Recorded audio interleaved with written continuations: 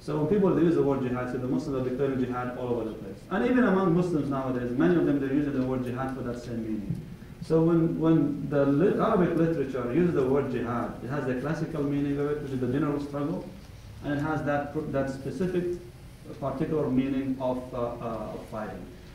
All now the connotation that comes with it, that's human perception, and many of it actually is wrong, and some of it could be right, but it has to be regulated in a specific system. And jihad fi sabilillah, which is the fighting actually in wartime, it's very well documented, very well regulated in books of jurisprudence in Islam. No one can say what's going on in the world is part of the jihad. You can easily dispute that by saying, come, let's go back again to the main references. And let's see what these references say about Islam. Yes, sir. I have a question. Do you think that there's the possibility for Muslims to use media or TV or film to take back the proper meaning of jihad and be effective? To take the proper meaning of jihad, so the Muslims, they use the media to do that? Well, I mean, for the purpose of letting international community know. Absolutely. I mean, I'm not blaming here the American media or the non-Muslim media, for example, for, shall I use the word bias, for example, when it comes to the word jihad, or using the word Muslim and Islam and so on. So I don't blame them.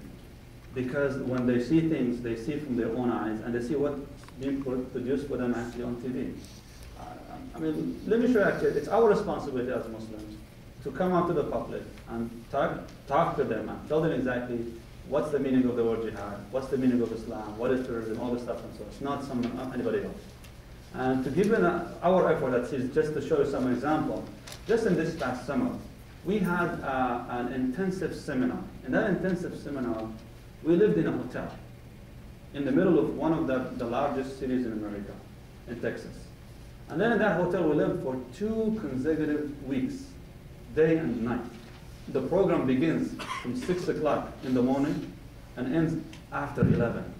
Starts with recitation of the Quran, includes a lot of topics, discussions, and so forth. And we were about 100, close to 150 people on premises in that hotel for 2 weeks. It's one of these big hotels. Eventually, seeing these people, bearded guys, women with hijab and all this stuff, walking back and forth, living in the hotel for 2 weeks, kind of weird, sight for people. And we have so many people coming in and out, and they're just looking what's going on over here. This Taliban camp or what? Eventually, we had so much of words of compliments from the people, from our visitors, because of what they have seen. And some of them actually can testify were with us, even there. The people there, the workers, even the receptionists, they missed us. They say, "Are you guys leaving?" So why don't you stay for a longer time? One of the ladies, she said, "I cannot believe how the media can really distort an image of such beautiful people like you." That was exactly verbatim, I'm copying her. That's what she said. And she's not even a Muslim. Why? Because she saw what the Muslims actually, how they really behave. And we're talking about bearded men, not somebody who's faking it. We're living our life in the hotel, but they saw that. So I believe, I agree with you. It's the Muslim's job to do so. Are the Muslims there yet to reach that level of using the media and so on? I think we have also to give them the chance and the break, because the Muslim community in America is relatively a new community. If you check the history of immigration, we have 2 major immigrations for the Muslims in America. The early one, forget about the historical one, which came, of course, with the Spanish people when they came to the Americas, and then with the slavery system and so on. And then eventually they have the second, the most popular wave, was at the Arab community when they started traveling and moving back in the 1920s, 30s, and 40s. Then from India and Pakistan, the 1960s, which is relatively new. What do you expect from this group right now actually to do? They're not yet there to become very well-grounded, I would say, in the society to utilize all these now elements of the community. So I hope that the next generation, the younger ones, would realize their role and would help adding to the American fabric, which basically makes it as a mainstream. I hope so. Yes. So I have a question. Do you think the Muslim society is very divided? The Muslim society? In terms of politically, theologically, how do you want to describe that? My impression is that there are fundamentalists, that there are modists. Oh, absolutely. Let's ask this way. Do you think Muslim society is very united on certain issue are very divided on certain issues. The Muslim society is just like any other society, like another community. They agree on things, and they differ on many things. One of the things that the Muslim society agree on is the issue of religion, in terms of the importance of practicing, the importance of being a Muslim, importance of being righteous and doing good deeds. And so they agree on all these things, even if they have many differences among themselves. You know what is something that's ironic actually? One of my friends who was a priest, he travels in the Muslim world.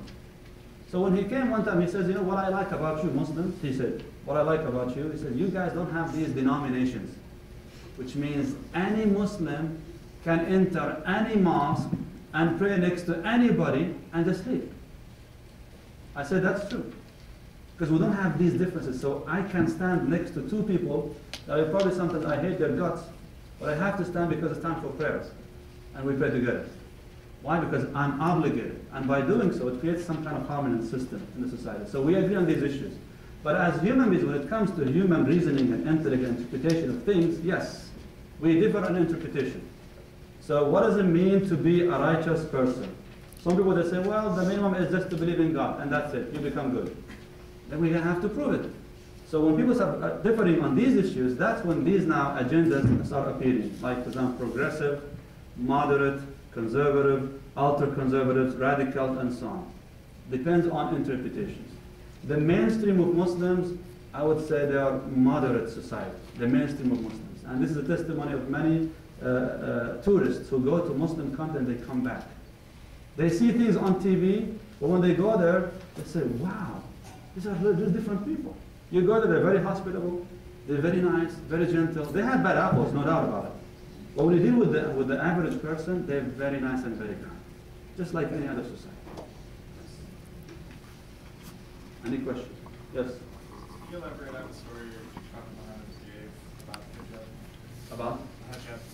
Hijab. The hijab? Or the hijab? Oh, the veil. Okay. Well, when it comes to the hijab, which is basically an obligation that women in Islam should wear, many people they think it's an Islamic monopoly, and it's not. It's a religious requirement. Almost every single religious society mandates some sort of physical evidence for modesty. When I say modesty, meaning to show just basically a modest attitude, that's all. So if you check right now, even in Christianity, they're still practicing this. In Christianity. I mean, have you ever seen nuns? How do they dress? They dress like any Muslim woman. Even my wife sometimes she mistakes these women for some of her friends. If you have checked the Sikh women, they do the same thing as well. The Amish women do the same thing. Hebrew women, they do the same thing. Orthodox Christianity do the same thing. So eventually it's actually religious kind of knowledge that women, to show modesty, they do so. Even Laura Bush, when she went to visit the grave, the site of Pope John, who just died recently, she had to wear actually modest clothing. If we talk about hijab right now. So now hijab for Muslim women. Where is it coming from? Yes, it is actually a religious requirement. What is it required to cover? What is it required to cover? It's basically covering the body in general, except for the face and the hands. And then there's an argument over the face and the hand. Is this something requirement or not? That's a debate among Muslims. But it is there in the Quran. There is no doubt about it. The Quran is also explained by the interpretation of the Prophet, as well as the practice of the Muslims during his time, as he approved it.